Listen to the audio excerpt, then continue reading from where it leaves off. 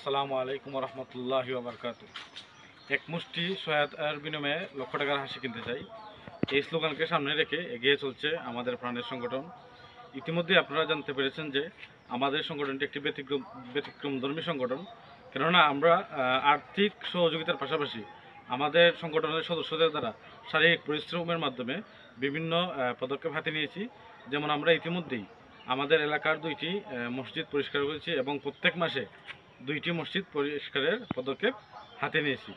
এবং প্রত্যেক মাসের নিয়ে আমরা এবারও নতুন একটি পদক্ষেপ শীতার্তদের মধ্যে বস্ত্র বিতরণের পদক্ষেপটি হাতে নিয়েছি এবং 18টি পরিবারের মধ্যে শীত বস্ত্র দানের জন্য আমরা ইতিমধ্যে শপিং করেছি।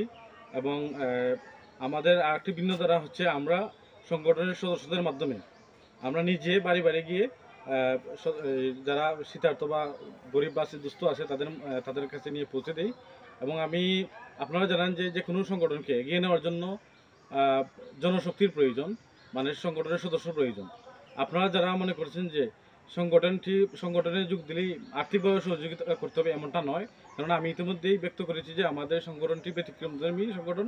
তাই আপনারা চাইলে শারীরিক পরিশ্রমের মাধ্যমে আমাদের সংগঠনটিতে যোগ দিতে পারবেন। তাই আমি এলাকাবাসীর যারা যুব সমাজ আছে সবাইকে অনুরোধ করছি আমাদের সংগঠনের কার্যক্রম দেখার জন্য এবং ভালো লাগলে আমাদের সংগঠনে যোগদান করার জন্য।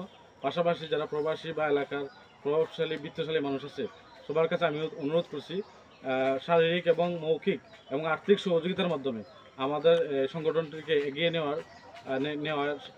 এগিয়ে আসার জন্য আমি অনুরোধ করছি। আসসালামু আলাইকুম রহমতুল্লাহ।